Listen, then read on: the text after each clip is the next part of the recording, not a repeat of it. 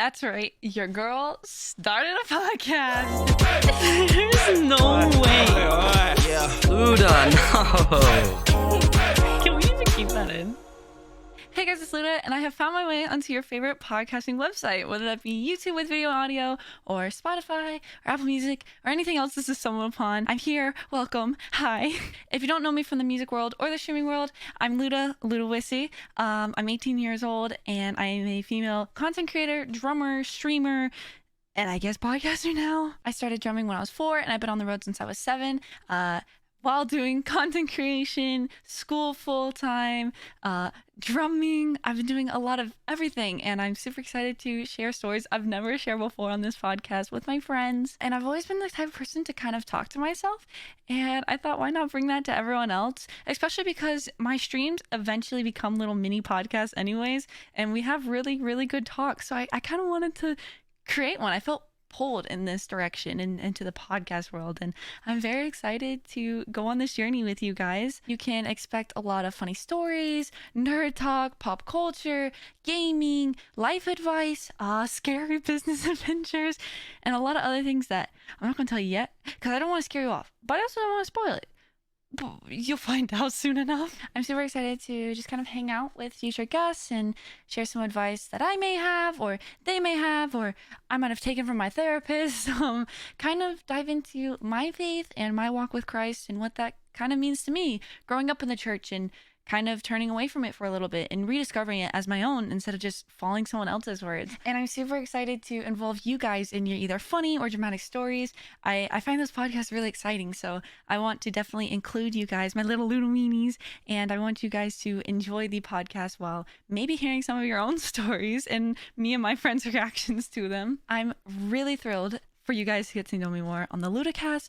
But before we get to me, I thought it was only right to start the podcast off with someone who is a very special friend of mine. This person was very supportive of the Ludacast brand, whether I was streaming or content creating or drumming, and they always made an effort to ask me about it. He was someone who made life really special while on the road, and he may or may not be able to bench press every single person listening. So sit back, relax, or keep cleaning, depending on what you do when you listen to podcasts, and help me give a warm welcome to our guest, Mr. Chris Jericho himself. Hello, hello. Hey. Hello.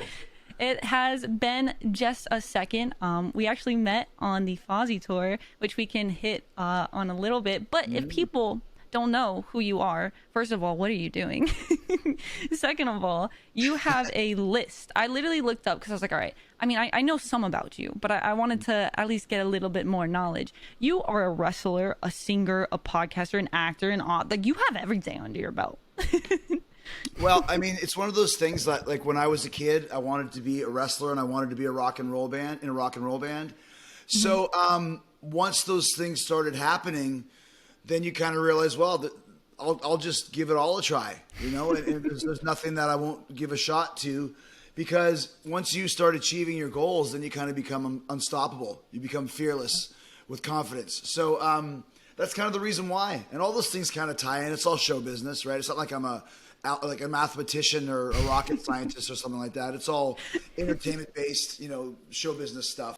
Yeah, it's crazy. I know that just listening to some of your podcasts whenever we were on it with the band, and going forward listening to some past ones, it's really interesting to see just the talk of everything and your side and opinions on it, because you have done this for so long, and hearing kind of what it used to be into what it is, because I'm 18 and I got into it when I was 7, and so even from those like years it has changed so much. So you've been in it way longer than that, and hearing just kind of the change of going from years and years and years of being in social media and kind of learning the algorithms and learning what people like and don't like, and testing other things out. It's really cool to see, as someone who, like, I grew up testing everything. You know, we did the band, we did social media, we did YouTube creators, like we did live streams. It's fun to kind of mess around with everything. Be like, all right, can I do this? Can I do this?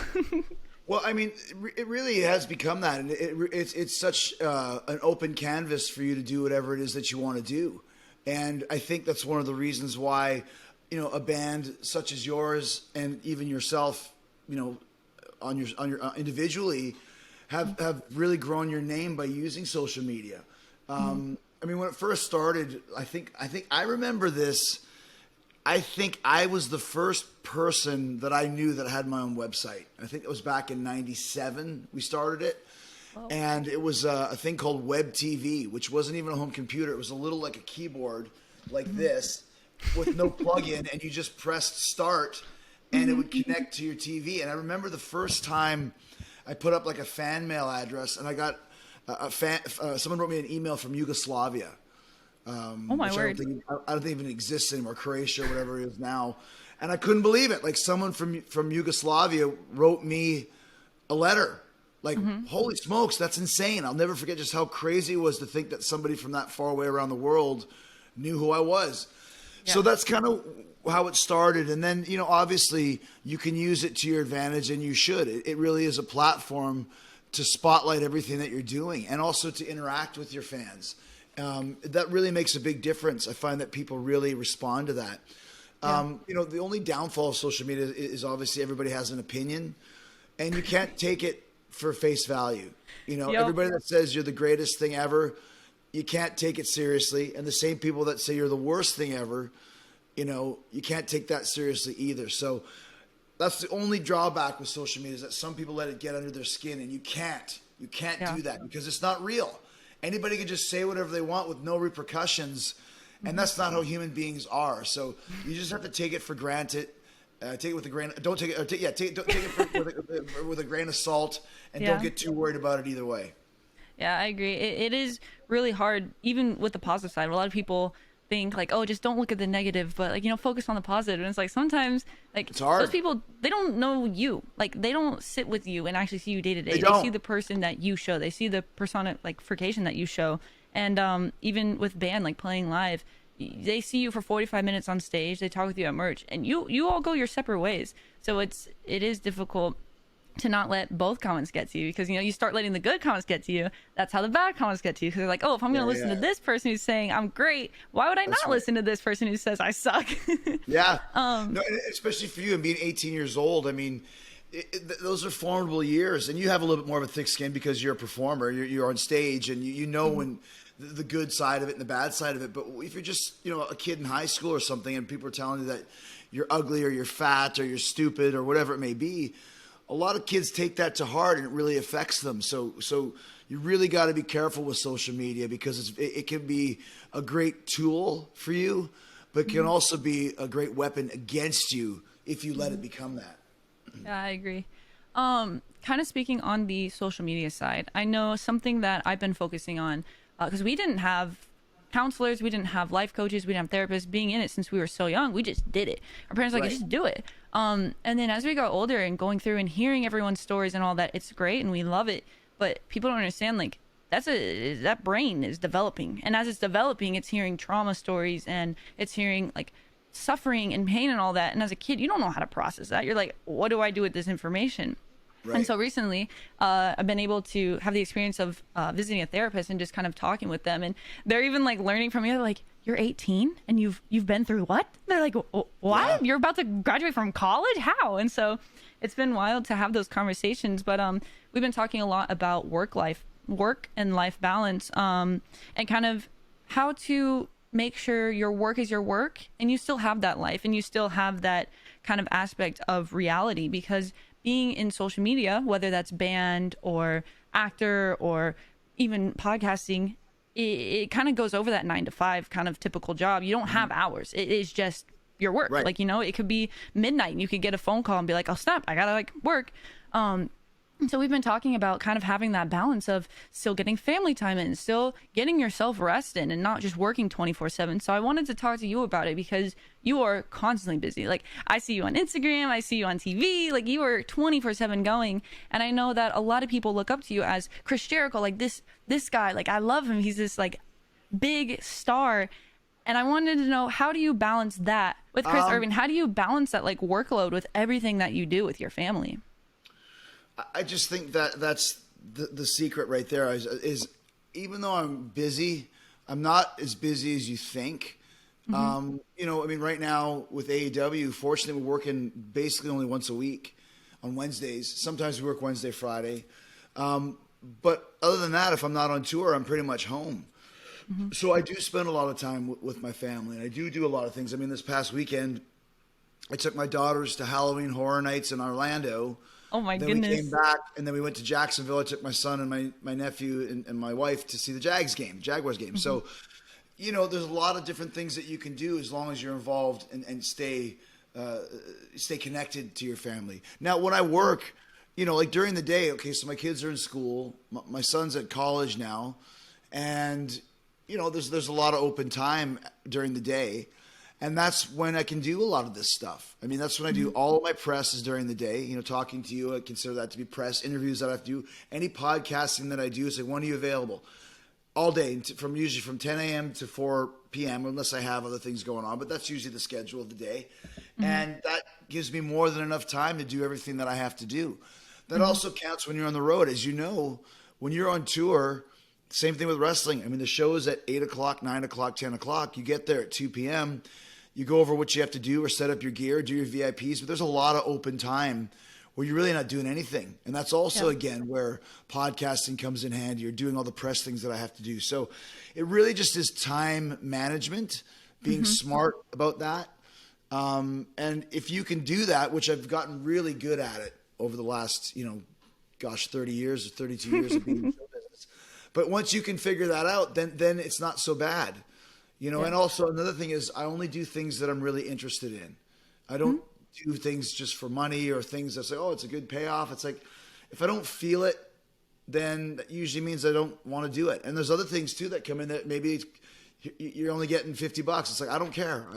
Fine. Give me what you want. I just want to do it. Yeah. I did a voiceover for something a couple of weeks ago that was like, well, the money's not very good. I said, I don't care. It sounds like fun. I'll do it.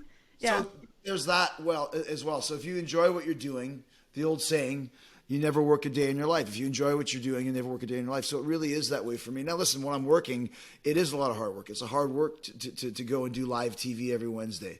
It's hard work putting together a tour, monitoring the tour, doing press for the tour, or the cruise, same thing. Like every day there's something that needs to be done. Now, even if it's only 10 minutes long, you still got to do it. Like you said, now, hey man, someone's on the phone, you got to do it. But other than that, it's pretty chill, and it's not as crazy as you might think. So there's a lot of time for family time and to be, Chris Irvin, dad, husband, friend, whatever it may be, Yeah, that's great. I think that not being driven by the money aspect is huge because a lot of people, they'll have that schedule. They'll have the, okay, I'm going to stop working at 5. And then a big money opportunity comes in. They're like, okay, I'm going to scooch out a little bit. I can make time. And I think that being able to have that kind of mindset and be like, you know what, like I stop here and then my time is for my family and myself. I think that's very important. It's really cool to hear from someone like you, who I'm sure people all think like, oh, he must work 24/7. He must never have time for his family. He must always be. And it's like, it's cool to hear from you being like, no, I do spend time with my family. Like, it's very important to me. It's very important. And also too, it's like, you understand this because you're in show business too. And I started when I was 19 and you started, even know how old you were when you started, but I know when we first met each other and went on tour, you were 17. You turned 18 on the Fozzy tour. So we're talking teenagers either way, any way you slice it, right? So we are kind of, it's almost like being a doctor that's on call. You're on call at all times. Now, that doesn't mean you're working all times, but there are some times it's, I got to do this thing at 10 o'clock at night. I got to talk to my boss. It's like I'm, watching House of Dragon with my wife, and it's like my boss calls. I was like, I know I got to talk to him because if not, he'll just call me back until I do. So there's that sacrifice element to it as well. It's the yin and yang, right? So I'm used to it. I don't mind it, but there are times you just got to say, hey man, I'm doing something right now. I'll call you back later, but it can't be too much later because there's only a short window to give the answers that you need when you got shows to do, So it is very much, like I mentioned, like I think the best thing, being on call. That's what we are. We're in show business, on call for show business. Yeah, that's a good way to put it. Have you ever had, I mentioned seeing the therapist, have you ever had run-ins with mental health issues being so in social media, in all of the comments and all of the people, and working so much to get to where you are? Have you ever had, and at any point been like, okay, I need to take like a mental like reset and kind of recenter myself? I haven't really. And I think the reason for that is because I've been doing this for so long. When I started, there was no social media. There was no like getting hammered with critics, for example. But you also get a thick skin. I mean, wrestling, in general, causes you to have a thick skin. So obviously, there's times when you might have some self-doubt. But I come from the old school of like, we'll just get through it and just make it work. And I've also always been, my dad is a very positive guy. So I've always seen the positive things and not the negative. So I try and push forward that way. And I had some things that happened when I was growing up that were kind of integral to kind of shaping my mental state of just having this iron will. So once in a while there's some self-doubt or some issues, but I never, and I'm not saying that other people shouldn't be this way, but maybe I guess I'm lucky in some ways or maybe unlucky in some ways that I never had to worry about that. But it almost gives you sometimes a little bit of a more cold exterior, So I noticed that. Like I if I've ever had to, let somebody go from the organization, or if you lose a friend, for example, which is always sucks, but I've never been the type of guy to really dwell on it. You know what I mean? That's just the way it goes, and life moves and changes. So, like I said, it's good in some ways. Other ways, it makes me a little bit more of a colder type of a person when it comes to that actual side of things. Yeah. So, I think that's because, once again, there was no social media when I was 19. Yeah. Had there been social media at 19 and I can read somebody's comments that were seeing me wrestle small town shows in Alberta, that might have affected me adversely, but it didn't. I think that does play a huge part in it. And I know that a lot of people, will point out the good and the bad in social media. And I think that as much as good as it can do the same thing bad. So I think that it's really interesting to see how much that plays into people's mindsets and people's lives. And I know sometimes people don't actually think that it does that much. They're like, oh, it's just, words. But when you're young, that does a lot. Yeah, so exactly, it's cool to see that difference. When you were growing up, when you were starting to get into it, what did your childhood kind of look like leading up to that? And who was someone or people in your life that kind of pushed you towards your dream? You said your dream was to be a rock star. Who were people that pushed you towards that dream? It wasn't necessarily to be a rock star. Like I said, I wanted to be a wrestler and I wanted to be in a rock and roll band, whatever that entailed. Whatever level it was, I just wanted to do that. And my childhood was always based around, creativity. I remember doing a play when I was probably in grade 5 and writing stories and always writing songs and acting and all that sort of thing from a very young age. So I was kind of almost born to be in show business, if you will. Because that's all I was ever interested in. I was not good in school at math and chemistry. I was like, oh, I hate this. I liked English because I could write stories. And when I graduated from high school, I was too young to go to wrestling school. You had to be 18, and I was only 17. So I went to college for a couple of years it was called Creative Communications, which was journalism, public relations, television, radio, creative writing, advertising, all these sort of types of things. So it was really perfect for me. And I got on the honor roll. I was really good at it. Oh, snap. Yeah. So because I was interested in it, right? So that also helped me with television skills and being on camera and being on the microphone instead of talking to the mic and all that stuff from radio class. So it kind of was, like a boot camp to get into wrestling. Yeah. And I always had my parents were always supportive. My dad played pro hockey. He played in the NHL for 10 years. So he understood what it was like to leave home at a young age and go follow your dreams. His dreams were playing professional hockey. And he left home at 16 years old to do that. So that's crazy. He understood what it was like for me to leave home at 19 to go to wrestling school. So I think that really helped a lot, And plus I just always had this inner feeling because people would be like, oh, you're too small to get into wrestling. You'll never, how are you going to be in a band from Winnipeg? There's a couple bands from the Guess Who, you might have heard of them, or the Crash Test Dummies, pretty big bands, but that's 2 bands out of Winnipeg out of 1,000 million bands, right? Winnipeg's where I grew up in Canada. So, I just didn't care. I was like, why do you care so much about what I want to do with my life? You go worry about your thing and I'll worry about mine.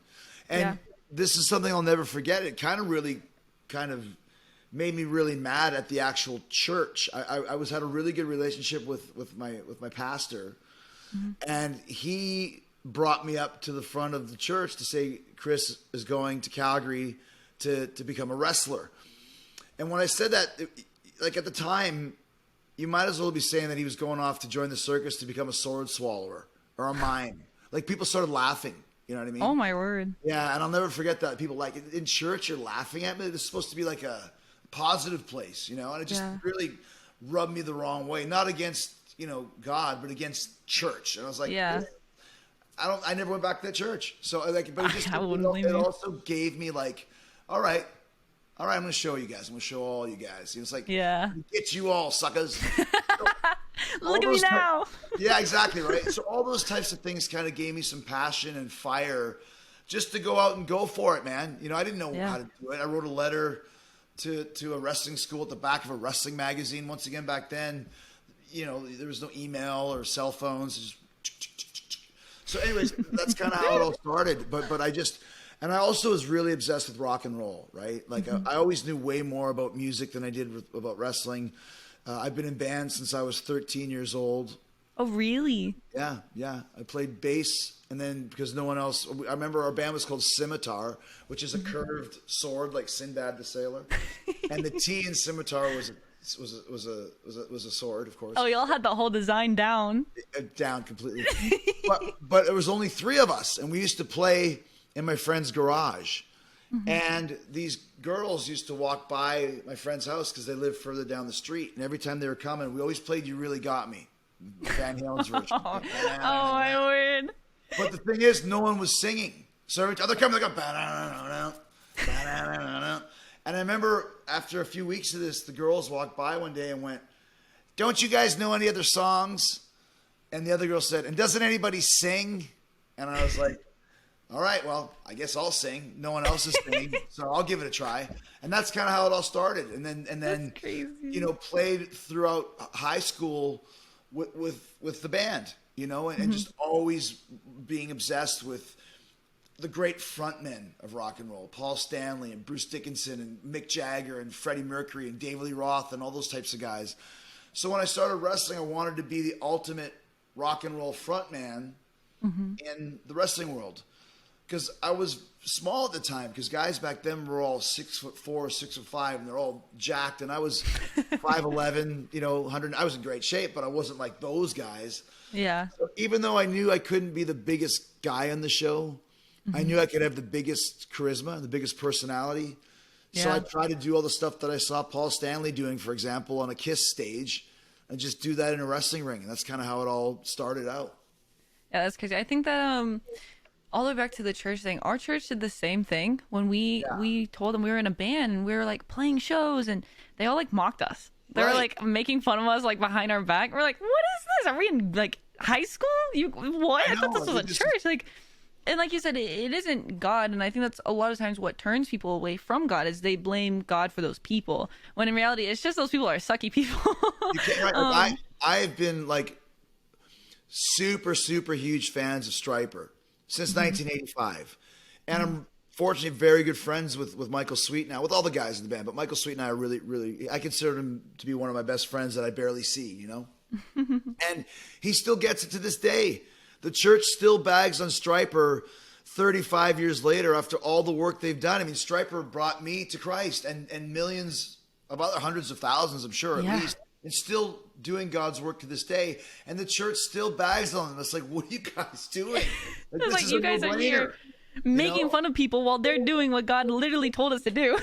Exactly, right? So I've always had that issue between church and state, so to speak, where the church is fine, but it's it's the people that you connect with that have the same vision. It don't have to be musicians. It could just be just normal people who believe that.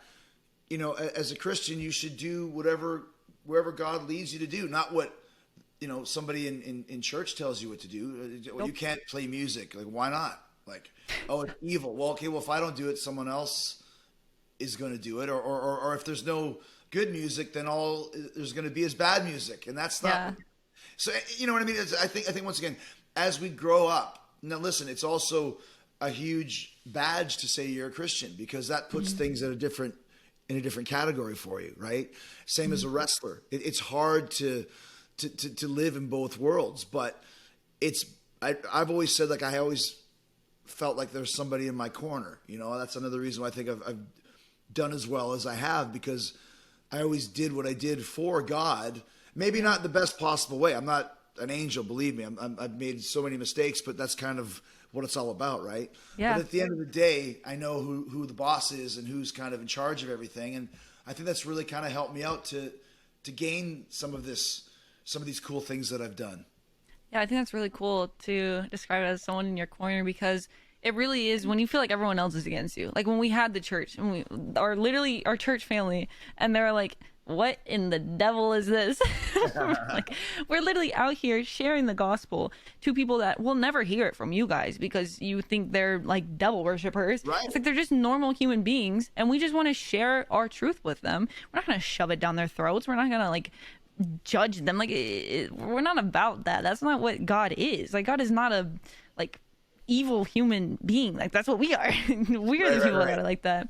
So I think it was always cool that we know, like, you know what, no matter what, we still have God on our side. And the same thing with me during all of my stuff with having Ludacast and kind of creating a new brand and stepping off on my own for the first time in 18 years. You know, it's always been GFM, and it's always been like us three together with our family, and it's scary, like doing that for 18 years, but all right, now's the time to be independent. It's like, wow, this is terrifying. But it has always felt like, you know, even if I fail, I know that I did it with Christ by my side, and I know he's going to pick me back up and be like, all right, brush it off, let's do it again, like go this way now, basically. And that's the thing that's cool. Like, listen, like, you know, if you and your guys' lyrics are much more, and you guys do a faith call and everything like that.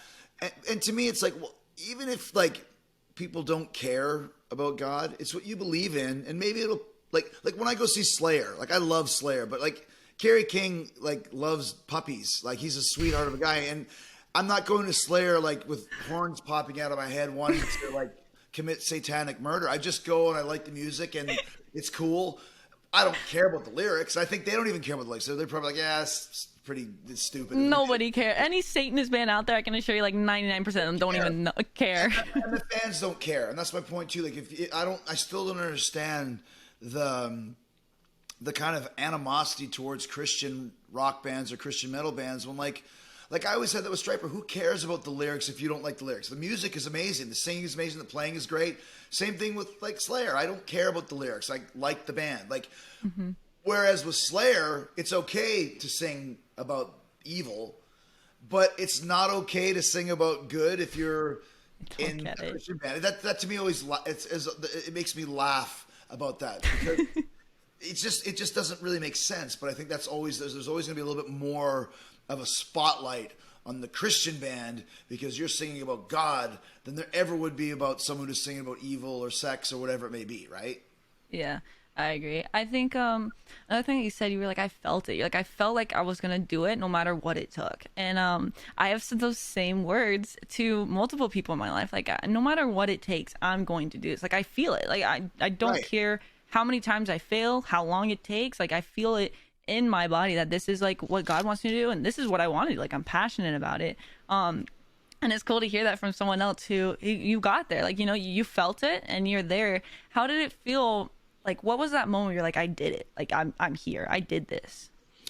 Well, you know, it's funny because like, I think it continues to go up. You know what I mean? Like, the first time I ever wrestled somebody that I saw on TV once, like, I'm not even talking about like big time, I'm talking like local television stations, like Stampede Wrestling was what it was called. And the first time I wrestled the guys that run Stampede Wrestling, I was like, oh my gosh, I've made it, right? And then the first time I went to Japan, like, oh, this is crazy. First time I wrestled in the States. And then every kind of step of my career was taking the next step, right? Yeah. And even with AEW, when we started AEW and didn't really know what to expect, and then when it became a hit right out of the gate, that was huge. So it's always like, it never ends. Lulu, like, nor should it end. Like with Fozzy, I mean, like, we just got a gold record for Judas, and like that was like, oh my gosh, that's huge. Yeah, that's crazy, huge, right? But then, you know, okay, well, now we're getting ready to do this UK tour. That's going to be our biggest tour ever. So then that's cool. So it's like it always continues to go up as it should, because I think you should never be complacent. And that also doesn't mean you can't be happy with what you've accomplished. You should always be proud of your accomplishments, because if everything ended today, I'd be more than happy with everything that's happened, because probably way more than I ever expected, but I can't say I didn't expect it because I never thought of it at this level. I just thought about it like, okay, here's this, here's this, here's this, Yeah. here's this. And by the time you get up here, you're looking way down where you started, and you never expected to be here, but I also never expected to be there, you know? So Yeah. I think it's all relative, and that I saw Paul McCartney every time he plays. I've seen him every couple years for the last 10, 20 years now. He always goes, I'm just going to stand here for a minute and drink in this crowd. Like, I just want to just enjoy it. Like, that's Paul, right? Like, that's a guy who's been doing it for 60 years, but still appreciates what's going on. Yeah. And that's the way I think you should always be. You should be proud of your accomplishments. Don't rest on your laurels, but also be in the moment with what you're doing and be happy. Like, oh, like, this is such a blessing to be able to do this at whatever level it is. The fact we're getting to do what we always wanted to do, or like you said, now you're 18 years old with your own podcast and your Twitch stream is great. Like, most 18-year-olds don't know what they want to do. My son's in college. He's 19. He's just now thinking about, well, maybe I want to do this. To know what you want to do as a teenager is very rare. Like, I knew what I wanted to do even at 14, 15. I didn't know how I was going to do it, but it gave me something to work towards. I didn't just have like, what are you taking in college? Business? Like, oh, I got a business degree. Like, a lot of my friends did, and it doesn't give you anything, really. Mm-hmm. So for me, wanting to be in a band and wanting to be a wrestler since I was 13, 14 years old, it gave me a direction and a path to start trying to figure out how to get there, which eventually it did. But most kids don't have that. So you're lucky that you do. Yeah, I think it really plays a part with my parents because they were always asking us, like, what do you want to do? Like, what do you want to do when you grow up? And I'm sure at first it was like, I want to be a giraffe. Yeah. I want to be an astronaut. Yeah. Yeah. But like as we got older and we started playing music. I mean, I played drums at 4 and I was like, I want to be a drummer. And we had never had drums in the house. We had never had any music in the house. So my parents were like, who told her? Who did this to us? So we don't want drums in the house. But starting at 4 playing my old instructor, because I was with a teacher until I was like 10. And they always told me, like, he brought me back and he was like, usually we don't take them this young. Like, they don't really comprehend anything. So we'll give her a shot. And that he came out and he was like, I don't know what it is, but there's something about it. Like, she's got it. Like, she understands everything and it's too quick for her. Like, it would be a shame if you didn't bring her back. And so ever since then, been drumming and just creating content. I would film I asked for a camera for Christmas one year. And I just filmed like YouTube videos. I didn't post them. I literally would edit them and delete them because I was like embarrassed about them. I was like, I didn't want to show anyone, but I wanted to do it. And so growing up doing content like that and then slowly getting into GFM and having it become something we never thought it ever would be. Like you said, we knew it was going to become something, but we also at the same time weren't expecting what came. It was wild to see like my little dreams come true, getting to drum on stage, drum in front of thousands of people, playing sold out shows, playing in Germany. Like as a teenager, I think I was like 14 when I went to Germany and played. I was like, what am I doing? Like I got a tattoo over there. And I'm blessed to have parents who are like, you have one life. Why waste it being a normal person? Like, do what you want. Go crazy. Like, it is your one and only life. Don't waste it being the normal. And so they always pushed us to do what we want. And not to interrupt you, but just like how amazing it is. Because when I was that age in high school, I was drawing pictures of my band playing in Germany. And here you are doing it. It's like when I talk to like the Greta Van Fleet guys. Like, I think they're still teenagers now. And they're like sold out arena. They had to skip high school to go on a sold out arena tour. It's like that's every teenager who ever picked up an instrument dream. And the fact you got to do that, I mean, that's a huge accomplishment. And the thing is too, it's like for little kids, most little kids do something and then they grow out of it. The fact that you didn't, that's the rare thing. Because there's some kids that I follow on Instagram, like I think there's a kid called Caleb or something. He's probably 8 years old drumming. Or Scott Ian's son from Anthrax. Amazing guitar player and drummer. I think he's 12. Like, you see these prodigies and go, hopefully they won't change their mind. Like, as long as they have that bug, they will be great. You just have to not be a kid and like, okay, I'm going to be in Taekwondo for a year and a half and I get my blue belt and I'm like, I don't want to do this anymore. But that was me for most things that I did. Because kids, and my kids are the same. They try this, they try that. And kids should try that. But for you to find out what you wanted to do at 4 years old and stick with it, that's a pretty cool thing. Yeah, especially with I have ADHD, so I'm just very like confused as to how I stuck with that at 4 and was like, yeah, I'm gonna sit down and play for hours upon hours. And it's always been something that even like on stage, a lot of people don't know that I'm not actually like paying attention. Like I am in my brain thinking like, all right, what did I do yesterday? Like playing the song, like it's all muscle memory for me. So like I'm like, okay, tomorrow we have a drive day. I might download a new video to watch. And so it's so crazy to me how like my brain can split and do all these different things. But it surprised me every time my parents were like, yeah, you were just so adamant about playing your drums. And I was like, how? I barely like stick with the same thing for 2 days. How did y'all convince me to stay with the drums? But yeah, it is absolutely wild. And like you said, those accomplishments are really important to be proud of. And our parents always said, you know, celebrate the small things because you never get those back. You never get your first tour back. You never get your first album back. It's your first. Like celebrate those things and truly like appreciate them. But don't stop. Like don't stop there. Keep going. Keep climbing to the top. I think it's really important that you remember both, because if you don't appreciate it, you're never going to reach satisfaction. You know, you're just going to be chasing your life the entire time. Like I said, it's okay to continue to chase, but you have to supplement that with being proud of what you've done.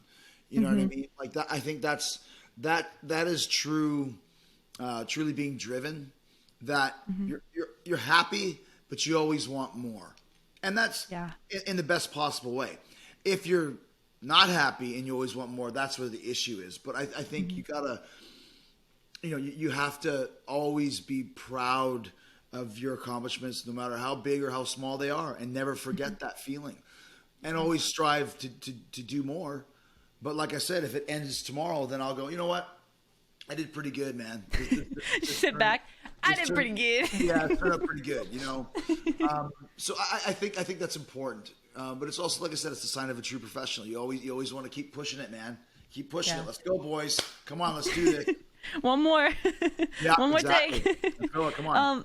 Was there someone that when you grew up and you were getting into it, I know you named some people in music, so both music and wrestling, was there someone like specific that you saw them and you were like, I want to be like them, like that's who inspired you? Yeah, so I told you the ones that kind of from music, and wrestling wise, there was 3. There's a guy called Ricky the Dragon Steamboat, who was really popular at the time. There was a guy called Owen Hart, who was in Calgary wrestling, which is where I went to go to wrestling school.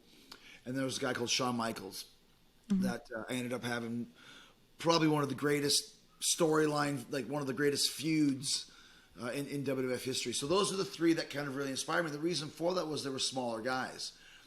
Because like I mentioned, in the late 80s, early 90s, everybody was huge. And that was a detriment to only be like beef. And now I'm a bigger guy on the show because everybody's got so much smaller. But back then, it's like if you weren't big, no one took you seriously. Like, didn't understand like the wrestling is so much more than size. Size really means nothing, to be honest with you. It's all psychology and character and connecting with the audience and that sort of thing. But at the time, that was kind of the stereotype, was that you had to be 6'5", 300 pounds. Yep. So I was more attracted to the smaller guys because those guys were on TV doing it, and I was like, wow. I remember I waited in line for 3 hours to meet Ricky Steamboat at World of Wheels, which was like a car convention, and I waited in line for 3 hours, and I was like, I only have time to ask him one question, and what I asked him was, how tall are you? That was all. Oh my word! How tall are you? And he said about 5'11". I was like, yes, I'm 5'11". Now I just got to gain 50 pounds of muscle, but I at least size, well, height-wise, I'm there. So that was a little bit of a kind of a obstacle to deal with at first, a little bit of a hurdle. But then, you start figuring out how to do that. And for me, I went over to Mexico and Japan, and there size really wasn't an issue at all. So I really cut my teeth and became a big star in both those countries, but especially in Mexico. I was like a teen beat, like a teenage pinup heartthrob kid, long blonde hair and early 20s. And so it'd be like Corazon de Leon was my name, Lionheart. So I was on the cover of the magazines and, that sort of a vibe. Yeah. And that's specifically because I was like a foreigner, a gringo in Mexico. There wasn't a lot of guys with long blonde hair that could actually wrestle because I had good training from training in Calgary. So, but right out of the gate, I got a big fan base there, a big fan base in Japan. So by the time I got back to the States, I already had some buzz from people that kind of had heard about me, and size didn't matter as much then. Yeah, that's crazy. That's like super cool that you got to meet those people. And I'm sure those people had the same issue. They were probably like, dude, I'm short. Like, I don't fit the mold, but I'm going to do it.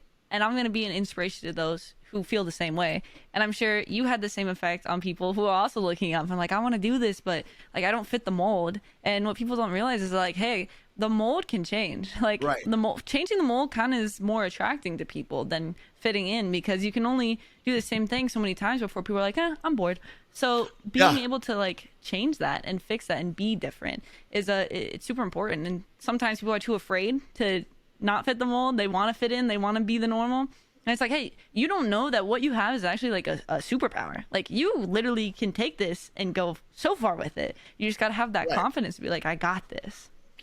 Well, I mean, and you're right. A lot of people aren't, you got to be a little bit of a rebel, a little bit of a maverick. And a lot of people don't have that attitude, I always did. I always had that attitude. And not in a bad way. Just like, I'm going to forge my own path. And whatever that means, I don't know. Like, I'm going to do it though. I don't, I remember when I went to journalism school and I started to get some jobs with local newspapers, right? The big newspapers in town, but I was a sports writer, and they'd send me to literally like a Tiddlywinks competition or a CFL fashion show for the football team or a swim meet. And I was like, I don't want this. I'd rather be the guy that's being written about than the guy who is writing these stories, because I really don't care. I don't have any connection to this. So it was good though. It was good for me. Yeah, I mean, and listen, I've written 5 books now, so writing is something I like to do, but I want to write about myself, not about somebody else. Any of you fools. Yeah, exactly right. So so that really helped me too, and like I said, in 1990s when I started wrestling, like, to want to be a wrestler at that time frame was so foreign.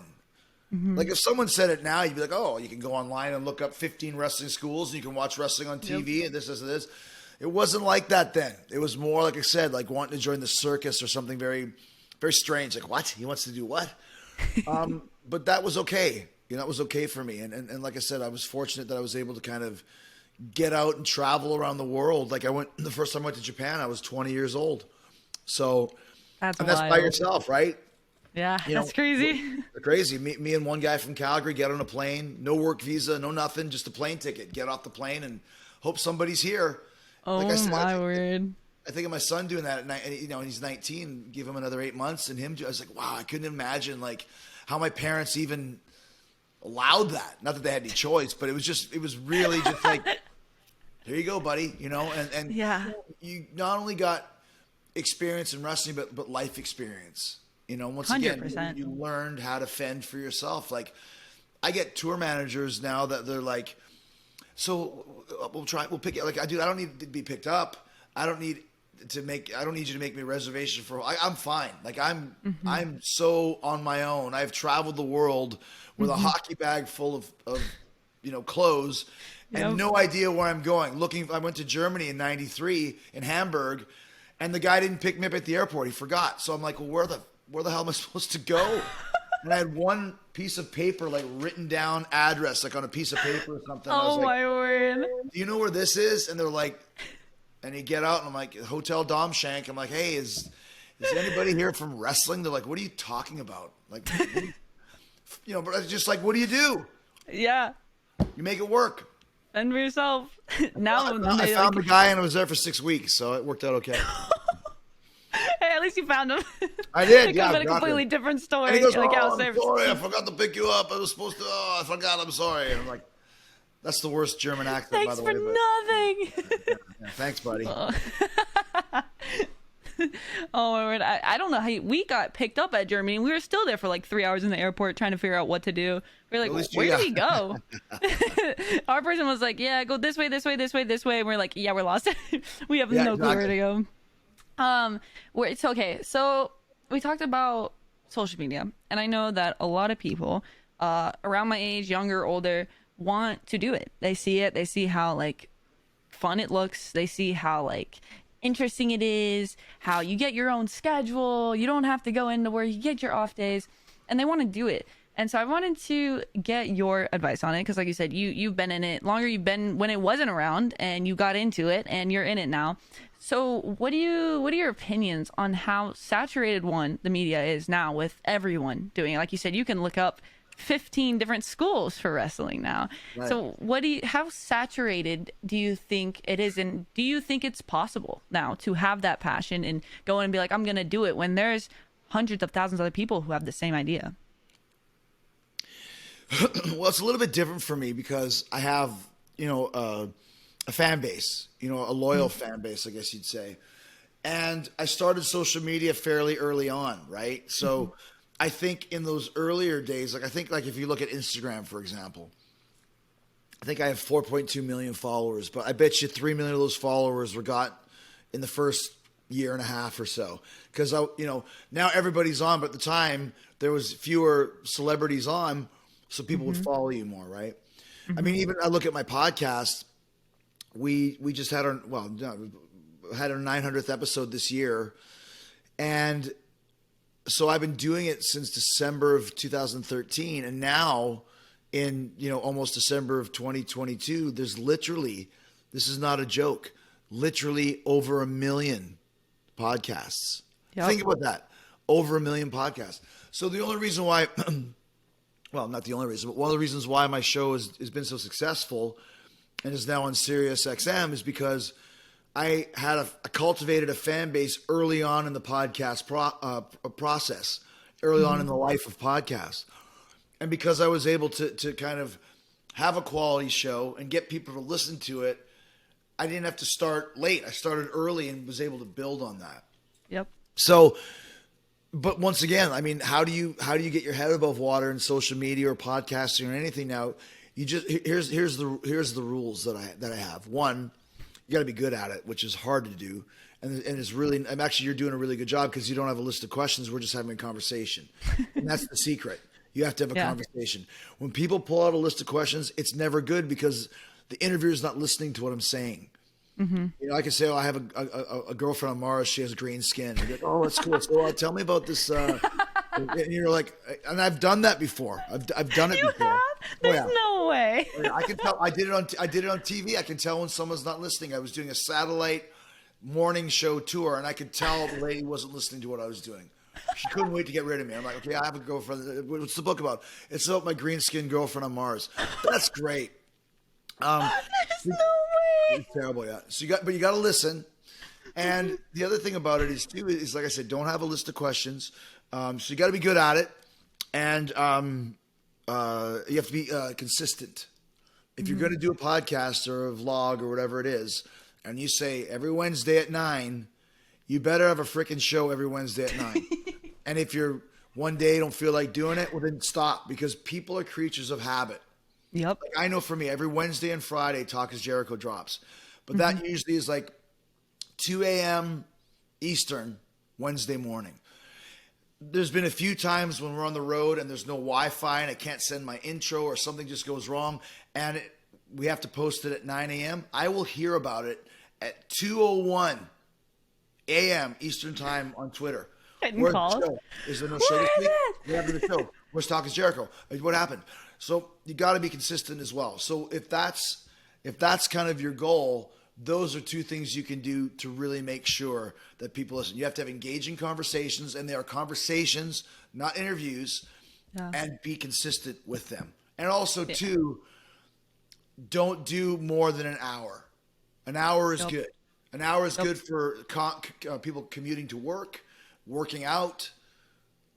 45 minutes to an hour. Like I see, like Joe Rogan, sometimes he'll have somebody on that's 4 hours. It's like, I know Rogan's 10 times more popular, but I don't have time for 4 hours of James Hetfield. I don't know how he does that for 4 hours. I've seen his. I don't even have the attention span for this sometimes. Like sometimes I'm over here like, I got to do it for an hour. And even as a guest to be engaged for that long, you know what I mean? Like, it's hard because I'll do a podcast if it's a good one. Like this is a very good one and we're having a great time. But dude, if you were telling me we've got another 2 hours. I'd be like, Luda, I got nothing left, man. I'll come back on again in 3 weeks or whatever. But right Listen, now, man, I can only talk about myself for so long, man. I mean, I have 5 bucks. Stories, but I'm at the end of my rope right now.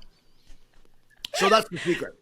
Yeah, I think that something that's helped me is that, like I said, I've been drumming I've been drumming since 4, but in the band since I was 7. So growing up, trying to have an interview with a 7-year-old, no attention span, absolutely nothing. So I've grown up since 7 in interviews and all that. I'm like, I'm so bored. Like, dude, I can't do this anymore. I'm literally sitting there like, I can't do it. We'd get off. I'd be like, how did you I don't know what they said. I literally tuned out. I have no clue what was happening. And so I knew, like, starting this, having conversations with people, I was like, I know not what to do. Like, I don't want to sit there and interview them. I don't want to sit there and have like people be listening to me like, this is so boring, skip. Like, I genuinely is to me just goofing off with people for a little bit, learning about them and having conversations about things that I think people might also like, but I want to know, you know. I'm not going to do something I don't want to hear. I'm not going to have someone on that I'm like, yeah, I'm going to tune this one out. You know, I want to be able to listen back to myself and be entertained. It's why with a lot of my streaming stuff, if you play certain games, you'll go way bigger, but it's like, I don't want to be bored playing a game. Like, I don't want to sit there for 3 hours playing some game that's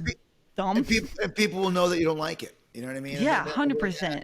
This is no fun. 100% it comes across. So I think that it is really important to have that schedule as well, because if you say, you know, I'm going to do this day, this day, no, you're not. You're not going to do something every day. Pick one small thing and be like, all right, every Wednesday, I'm going to do it at this time, and start with that.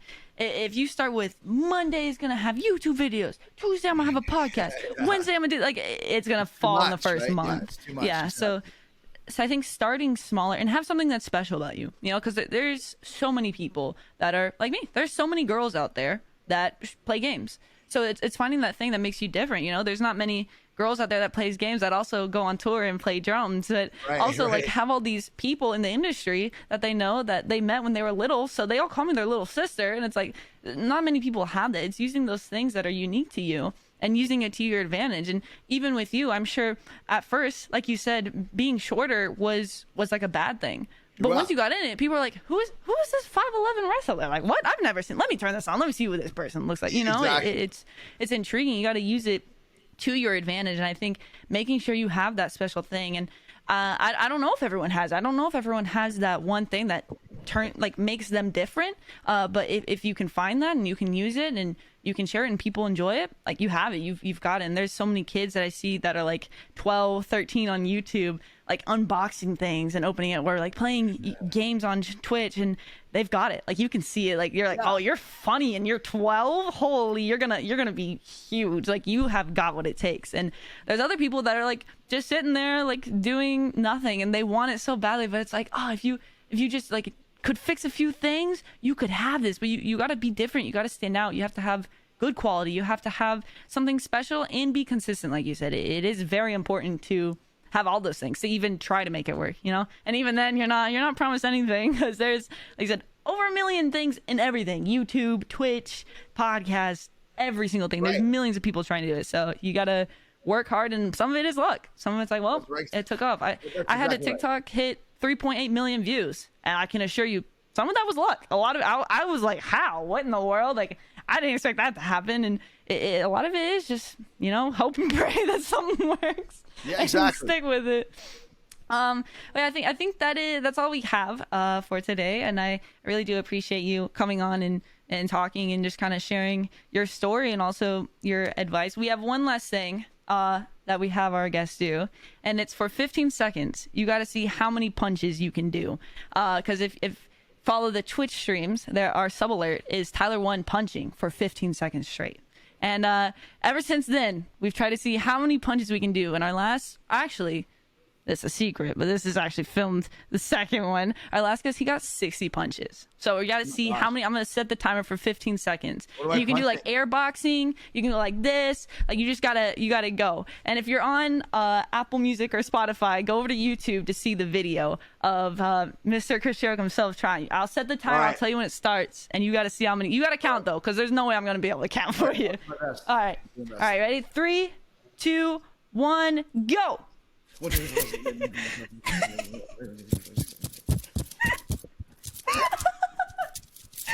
seconds. 4, 3, 2, 1. many do you do? I mean, that's got to be at least 100. I don't know. It's more than 60 though. I lost count because that's like 1, 2, 3, 4, 5, 6, 7, 8, 9, 10. Someone get one of your viewers. Someone's got to count it. Yeah. Count it. Somebody count it and see how many you did. Get them up on the board. Well, thank you so much. Thank you so much for sharing the story of your work life, of your personal life, of kind of your childhood getting into it, and tips on if you want to try to make it work. Here you go. You have Mr. Chris Jericho himself telling you how to make it work, and you better do it, because if you don't, someone else is gonna. That's exactly right. Thanks, Lulu. Anytime. I'll be happy to join you. Do you have any things that, like events, like you said, the tour, any social media that you'd like to promote? Just Google me. You'll find it. You can find my 5 books on Google. Read it yourself. Thank you guys so much. Make sure you follow Ludacast everywhere on social media. Keep an eye out for more podcasts. Subscribe to the podcast. Come a Ludawini. Leave a 5-star rating and review. Holy. Don't be a meanie. And remember that you're always a queenie. We love you guys. We'll see you next time. Bye. Oi, oi, oi.